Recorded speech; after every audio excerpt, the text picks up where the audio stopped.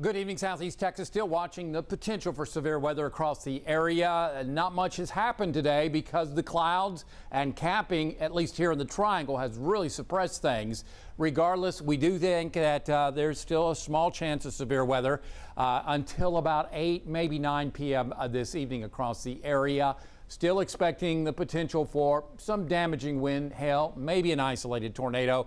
Warnings are possible until this line and cold front push through this evening. Still an enhanced risk. Nothing has changed as far as our thinking goes.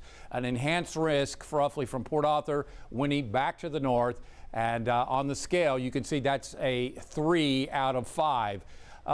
Hail and winds are the greatest threat out of this go round, and so far the cap is not broken, and there's still the potential it could. We'll give it a 15 to 30% probability of happening, and maybe a small chance of a tornado. That's a 90 to 95 chance we won't see tornadoes, to put things in perspective. Tornado watch still in effect until 9 p.m. tonight, and there's a chance that this will be shaved as the line, in other words, parts of it will be expiring or canceled as the line pushes through early this evening. Regardless, very little over the Triangle right now, and that's because we have seen quite a bit of low cloudiness. We talked about this last night, been talking about it all day, how this has capped off the atmosphere and really prevented any significant activity in the Triangle. We have seen some cells up into Hardin County and off towards the lakes area, but nothing so far has been severe. Watching these supercells off towards our west, into northern Liberty County, southern Polk County, and also in towards Liberty County. That's the cold front right there. In fact, temperatures are in the 50s up towards Madisonville, Huntsville, College Station, and Conroe. And we'll just have to wait because I don't think we're going to see anything develop over our area. So it's mainly going to be along the line, and we'll have to watch that line as we go through the, let's see, we're at 5 o'clock now, roughly. So we've got about 2, maybe 3 hours as this line moves east, while the cells move off to the north and east. We'll see as we go through this evening to see any additional storms developing on the southern flank of that line as this goes on in through the evening hours. So that's where we're standing right now. This is Futurecast. It's high-res modeling, and we'll show this as it heads towards, say, 6 p.m., a broken line of thunderstorms. And again, there could be some embedded strong cells, maybe even some severe cells along this line. And then as we head towards about 8 o'clock, the cold front will move towards the Sabine River Valley, and that pretty much ends the severe threat, as we'll see northwesterly winds and colder weather moving in later tonight, as you can see, and the severe threat will shift on off towards Louisiana. And still some leftovers by 9 p.m. as far as rainfall. Winds still continuing to gust occasionally to 40 miles an hour in Port Arthur, down to 32. So it's a windy day. A lot of, should we put it, a lot of instability, but the cap is preventing. That cap is a layer of warm, dry air, and it's around, let's see, at around 3,000 feet, I believe, if I remember correctly, and that's what's keeping the thunderstorm activity from really blossoming over the area. Now, a lot of change in wind direction as you go through the column. In other words, we've got south winds at the ground level and more southwesterly at around, say, 5,000 to 8,000 feet. So there is turning as you go up into the atmosphere. The winds will turn and change direction, so kind of a corkscrew, and that's what we'll continue to watch for the potential for some severe weather.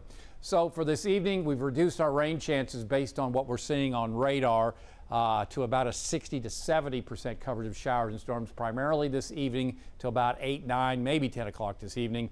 But then lows will drop to around 50 in the lakes to the lower 50s in the Triangle, and that's going to be about 24 degrees cooler coming up tomorrow morning.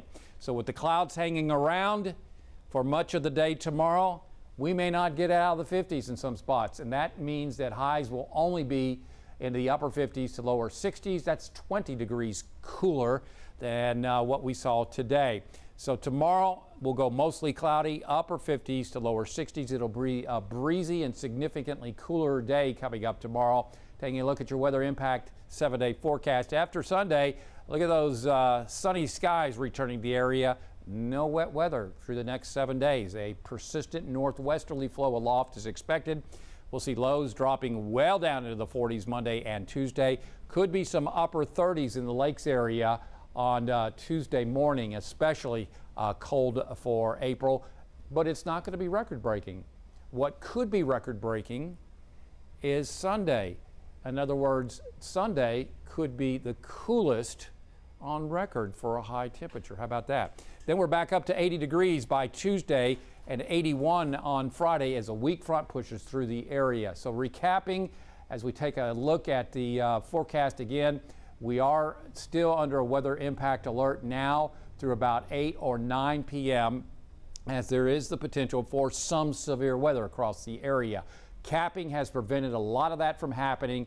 We're unsure whether or not that cap will break this evening. If it does, like it is over towards Houston, then we could see some damaging wind, hail, and maybe an isolated tornado. So some warnings are possible if that front is able to scare up or produce showers or severe weather over our area. Again, you know about the severe threat and tornado watch, but again, we're really watching this broken line of showers and storms off towards our west. But right now, there are no warnings along this line, and so that's kind of leading us to believe that this may not be a threat much more because of the capping over our area and extensive cloud cover. That's what we were hoping for last night and yesterday, that we would see extensive cloud cover.